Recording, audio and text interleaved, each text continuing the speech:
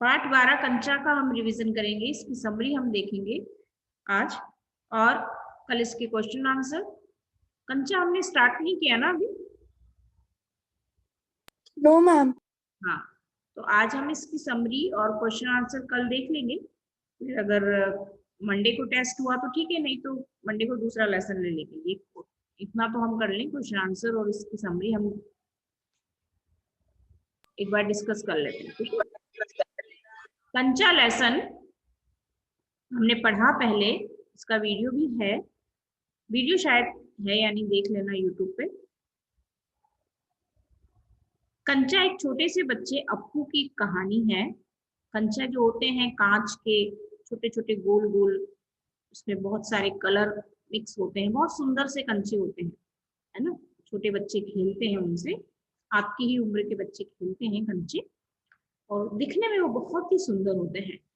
तो एक अप्पू नाम का बच्चा है जो उन कंचों में खो जाता है। वो कंचे देखता है तो उसके मन में दिमाग में बस वही कंचे घूमते रहते हैं। छोटे बच्चों की एक होती है ऐसी कि वो कल्पना कर लेते हैं किसी चीज की, कोई चीज देख लेते हैं तो वो कल्पनाओं में खो जाते हैं, उस चीज में खो जाते हैं, है ना। उनके दिमाग में फिर वही चीज चलती रहती है। तो अप्पू के दिमाग में भी वही कंचे चलते रहते हैं। वो जहां जाता है, क्लास में जाता है, टीचर्स पढ़ाते हैं, तब भी उसके मन में कंचों की ही बातें उसे उसके मन में घूमती रहती है। वह कंचों को भूल नहीं पाता। वो एक बार दुकान में कंचे देख लेता है तो उन्हें भूल नहीं पाता है। तो उसी अप्पू की एक कहानी है, उसकी समरी मैं आपको स्क्रीन पर शेयर कर रही हूँ, फिर हम समरी एक बार देख लें। उसके बाद क्वेश्चन आंसर का अगर समय बचेगा तो क्वेश्चन आंसर भी डिस्कस कर लेंगे आज, ठीक है। तो देखिए उसकी समरी।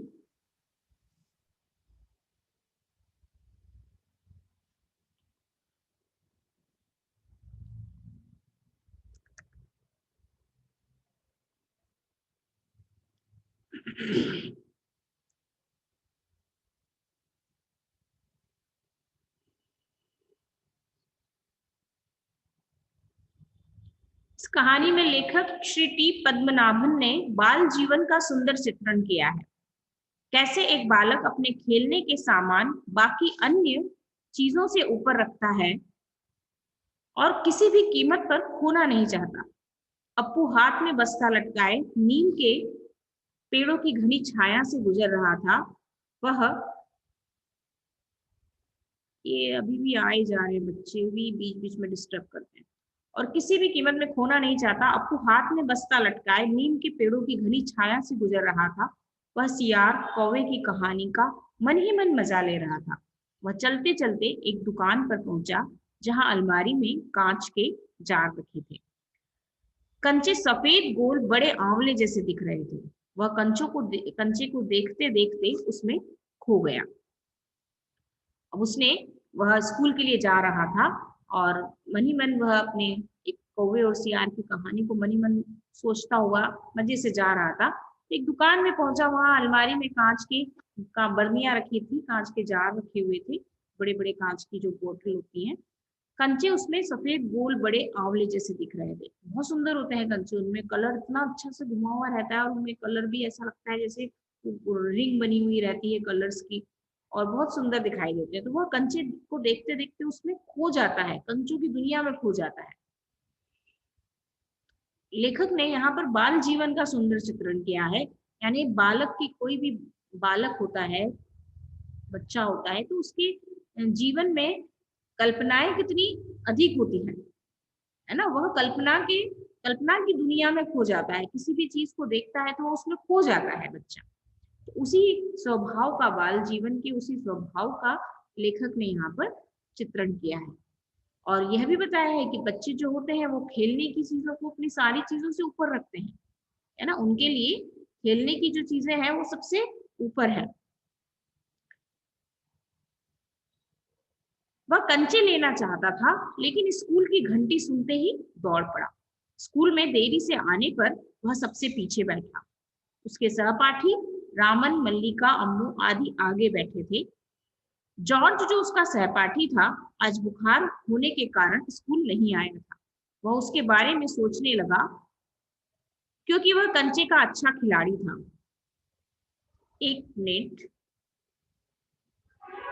इसको रिमूव कर दूं।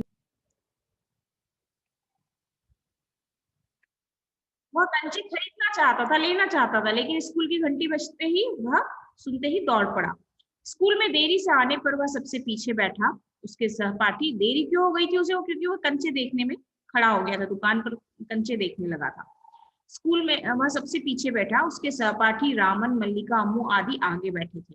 जॉर्ज, जो उसका सहपाठी था, आज बुखार होने के कारण स्कूल नहीं आया था। वह उसके बारे में सोचने लगा, क्योंकि वह कंचे का अच्छा खिलाड़ी था।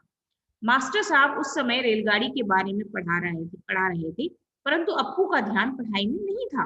वह अभी भी कंचे के बारे में सोच रहा था। इतने में ही उसे एक चौक का टुकड़ा लगा और वह खड़ा हो गया। मास्टर जी ने उसके पास आकर, मास्टर जो उसके टीचर थे उसके पास आकर डांटने लगे। उसका चेहरा देखकर वे समझ गए कि इसका ध्यान कहीं और है। टीचर को तो समझ में आ जाता है ना कि बच्चा यहाँ है या कहीं और है, फिजिकली या मेंटली। कई बार हम भी कहते हैं ना क्लास में, आप लोगों को पढ़ाते हैं तो कि कहाँ हो तुम, फिजिकली यहाँ बैठे हो, मेंटली कहीं और हो। तो ऐसा होता है बच्चों के साथ, उनके मन में जो कुछ अगर कोई छवि बैठ जाती है कोई मन में उनके, तो वे उस चीज को भुला नहीं पाते, और स्कूल में भी आते हैं तो वही चीज उनके दिमाग में घूमती रहती है। तो टीचर भी समझ गए अप्पू को देखकर कि इसके मन में कुछ और चल रहा है। उन्होंने अप्पू से प्रश्न पूछा जिसका जवाब वह नहीं दे पाया। मास्टर जी ने उसे बेंच पर खड़ा कर दिया। सभी बच्चे उसकी हंसी उड़ा रहे थे। वह रोने लगा। बेंच पर खड़ा अप्पू अभी भी कंचों के बारे में ही सोच रहा था। वह सोच रहा था कि जॉर्ज के आने पर कंचे खेलेगा, जॉर्ज के साथ वह दुकानदार के पास जाएगा। अब टीचर ने उसे डांट दिया, उसे पनिशमेंट दे दिया, लेकिन फिर भी वो रोने लगा। सब उसकी हंसी उड़ा रहे थे, लेकिन फिर भी उसके दिमाग में कंचे चल रहे थे।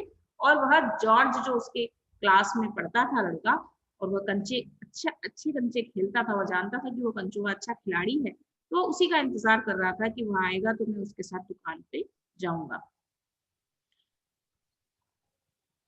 मास्टर जी अपना घंटा समाप्त कर चले गए। उनका पीरियड हो गया, वो चले गए। अप्पू अब भी यही सोच रहा था कि कंचे कैसे ली। मास्टर जी ने सब बच्चों को फीस भरने के लिए कहा। सब बच्चे अपनी फीस भरने क्लर्क के पास चले गए। मास्टर जी के कहने पर अप्पू भी बेंच से उतरकर फीस भरने गया। बच्चे एक एक करके फीस भरने लगे। ज्यादातर बच्चों ने फीस भर दी, लेकिन अप्पू अभी भी कंचे के बारे में सोच रहा था। घंटी बजने पर सभी बच्चे कक्षा में आ गए। शाम को वह इधर उधर घूमता रहा। मोड़ पर उसी दुकान पर पहुंचकर वह शीशे के जार में रखे कंचे को देखा। उसने अपनी फीस के 1 रुपया 50 पैसे के उस दुकानदार से, जा रहे हो क्या? अब जो भी फीस के पैसे थे, फीस के पैसे, उन फीस के पैसों से उसने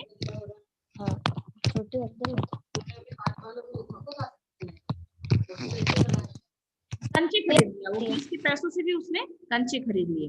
जब वह कंचे लेकर घर आ रहा था तो रास्ते में उसे देखने के लिए जैसे ही कागज की पुड़िया को उसने खोला तो सारे कंचे बिखर गए। वह उन्हें चुनने लगा। अब कंचे तो ऐसी है, तो गोल गोल अंटियां ही होती है, वो तो बिखर गई। वो तो चारों तरफ जैसे ही वह खरीद कर लाया तो रास्ते में ही बिखर गई। अब वह उन्हें चुनने लगा, एक एक को उठाने लगा।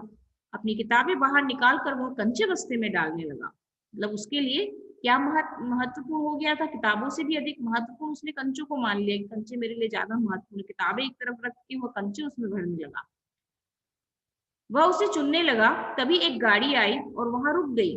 गाड़ी की ड्राइवर को अप्पू पर बहुत गुस्सा है। गाड़ी का जो ड्राइवर था उसे अप्पू पर बहुत गुस्सा है कि वह बीच में सड़क के बीच बैठकर और कंचे बिन रहा है। पर उसे खुश देखकर वह मुस्कुराकर चला गया। तो उसने देखा बच्चा इतना खुश है और इतनी इतनी तन्मयता से, इतनी तल्लीनता से वह कंचे चुन रहा था, तो उसे देखकर ड्राइवर को भी, वो भी मुस्कुरा दिया और चला गया। जब अप्पू घर पहुंचा और माँ को कंचे दिखाए तो माँ इतने सारे कंचे देखकर हैरान हो गई। अप्पू ने बताया कि वो फीस के पैसों से कंचे खरीद लाए हैं। माँ ने कहा, आप खेलोगे किसके साथ? यह कहकर माँ रोने लगी, क्योंकि उसकी एक बहन थी मुन्नी, जो अब इस दुनिया में नहीं रही। तब अप्पू ने माँ से पूछा कि आपको कंचे अच्छे नहीं लगे? माँ उसकी भावनाओं को समझ गई और हंसकर बोली, बहुत अच्छे हैं। अब माँ ने जब कहा कि उसने कहा कि तो फीस के पैसों से कंचे ले आया है। माँ ने कहा, तुम ले तो आए हो इतने सारे कंचे, लेकिन किसके साथ खेलोगे? क्योंकि उसकी जो एक बहन थी वह इस दुनिया में नहीं रही। माँ रोने लगती है क्योंकि अब वो अकेला था, कैसे किसके साथ खेलेगा, तो माँ को रोना आ जाता है। उसे लगता है शायद माँ को कंचे पसंद नहीं आए, तो वो समझता है कि शायद माँ नाराज हो गई, उनको कंचे अच्छे नहीं लगे इसलिए वह रोने लगी। लेकिन माँ उसकी भावनाओं को समझ जाती है और फिर हंसती है और कहती है कि नहीं, कंचे बहुत अच्छे हैं। तो इस तरह का एक अप्पू की कहानी इसमें बताई गई है, जिसमें कंचों के बारे में बताया गया है कि अप्पू, ये स्क्रीन पे किसने चला रखा है, इसे हटाओ ना।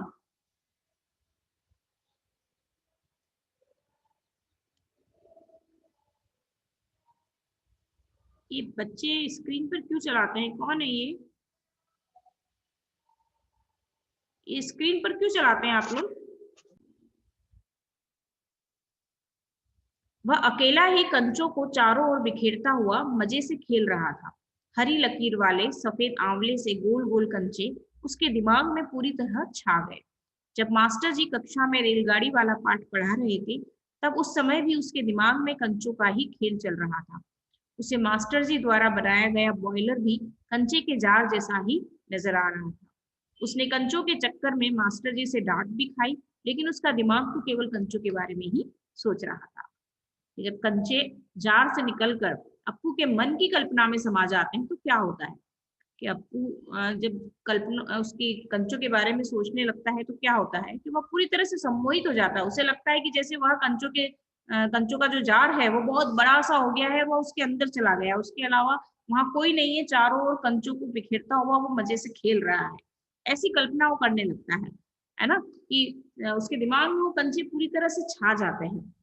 जब टीचर पढ़ा रहे होते हैं रेलगाड़ी वाला पाठ, तब भी उसके दिमाग में कंचों का खेल चलता रहता है। तो सब सब जगह उसे दिमाग में उसके केवल वह कंचों के बारे में ही सोचता रहता है। प्रश्न 2, दुकानदार और ड्राइवर के सामने अप्पू की क्या स्थिति है। वे दोनों उसको पहले परेशान होते हैं, फिर हंसते हैं। कारण बताइए। दुकानदार व ड्राइवर के सामने अप्पू एक छोटा सा नादान बच्चा है, जो अपनी ही खेल की दुनिया में हमेशा मस्त रहता है। दुकानदार उसे देखकर पहले परेशान होता है, क्योंकि वह बड़े ध्यान से कंचे देख तो रहा था लेकिन खरीद नहीं रहा था। उसे यह भी लग रहा था कि कहीं वह जार को गिराकर तोड़ न दे। फिर जैसे ही अप्पू ने कंचे खरीदे तो वह हंस दिया। ऐसे ही जब अप्पू के कंचे सड़क पर बिखर जाते हैं, तो सामने तेज रफ्तार से आती कार का ड्राइवर ये देखकर परेशान हो जाता है कि दुर्घटना की परवाह किए बिना वह सड़क पर बैठा कंचे बीन रहा था। लेकिन जैसे ही अप्पू ने उसे इशारा करके अपना कंचा दिखाया, तो वह उसकी बचपन की शरारत समझकर हंसने लगा। इस प्रकार दुकानदार और ड्राइवर पहले अप्पू की हरकतों से खींचते हैं, यानी थोड़ा चिढ़ते हैं, और बाद में उसकी बाल सुलभ चंचलता को देखकर हंस पड़ते हैं। दुकानदार और ड्राइवर के सामने अप्पू की क्या स्थिति थी। वे दोनों तो पहले तो परेशान होते हैं, चिढ़ते हैं, फिर हंसते हैं। क्यों हंसते हैं? क्योंकि दुकान पे जब वो जाता है तो ध्यान से कंचे तो देखता है लेकिन उसे खरीदता नहीं है, तो दुकानदार भी परेशान हो जाता है कि देख रहा है बार बार लेकिन खरीद नहीं रहा है, कहीं ऐसा ना हो कि जार वार को गिरा दे। लेकिन फिर जब अप्पू कंचे खरीद लेता है तो वह हंस देता है। और ऐसे ही जब सड़क पर बिखर जाते हैं, तो ड्राइवर जब आते तेज गाड़ी चलाकर आता है तो ड्राइवर तो परेशान हो जाता है कि बीच रास्ते में ये बच्चा क्या कर रहा है, बिना किसी दुर्घटना की परवाह किए वह कंचे बीन रहा है। लेकिन जब अप्पू जब उसे कंचे दिखाता है, तो वह समझ जाता है कि यह बच्चा चंचल है और यह शरारत उसकी समझकर वह हंसने लगता है। तो पहले तो वे दोनों परेशान होते हैं उसकी हरकतों से, लेकिन बाद में उसकी बाल सुलभ चंचलता को देखकर वे हंसने लगते हैं। तीसरा प्रश्न है, मास्टर जी की आवाज कम ऊंची थी। मास्टर जी की आवाज अब कम ऊंची थी, वे रेलगाड़ी के बारे में बता रहे थे। मास्टर जी की आवाज धीमी क्यों हो गई होगी, लिखिए। पाठ की शुरुआत में मास्टर साहब सब बच्चों का ध्यान अपनी ओर आकर्षित करने के लिए शायद ऊंची आवाज में बात कर रहे थे, पर जब उन्हें लगा कि अब सब बच्चे उनकी बात को ध्यान से सुन रहे हैं, तब उन्होंने पाठ समझाने की मुद्रा अपनाने के कारण अपनी आवाज को धीमा कर दिया होगा, ताकि सभी उनकी बात समझ सके।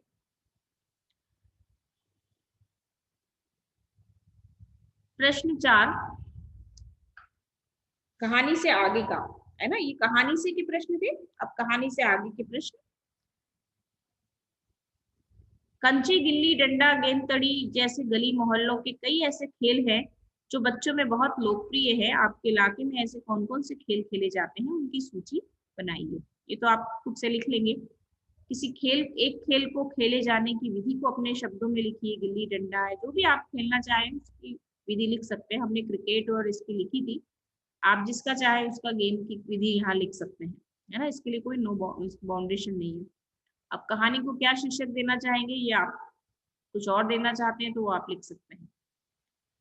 भाषा की बात, और ये सारे जितने भी क्वेश्चंस होते हैं ये वन वर्ड में पूछे जाते हैं कभी कभी, इसलिए इन्हें भी देखना जरूरी है। ठीक है, तो ये क्वेश्चन आंसर है इस लेसन के। देख लीजिए, इनका स्क्रीनशॉट लेना हो तो स्क्रीनशॉट ले लीजिए, या मैं आपके ग्रुप में भेज दूंगी पीडीएफ। ठीक है, एक और है इसका एक्स्ट्रा क्वेश्चन वाला, वो भी देख लो।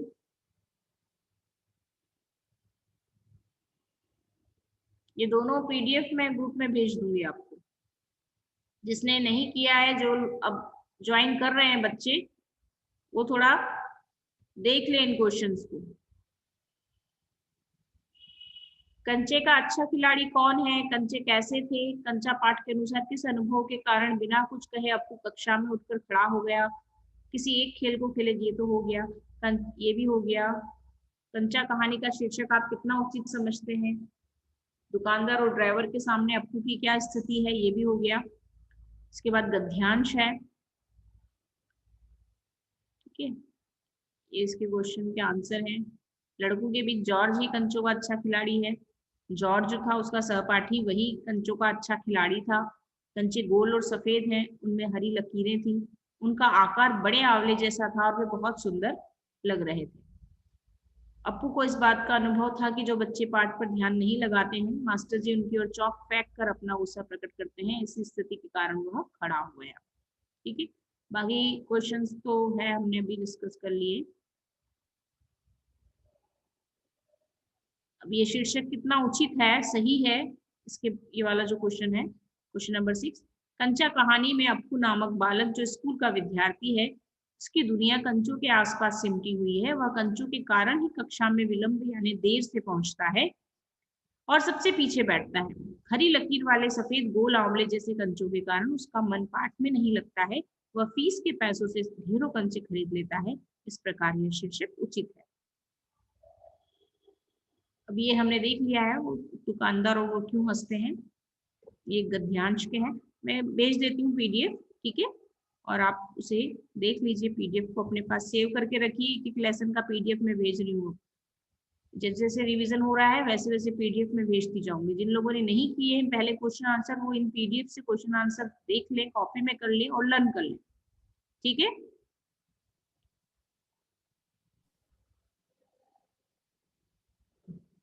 ओके। और कोई डाउट?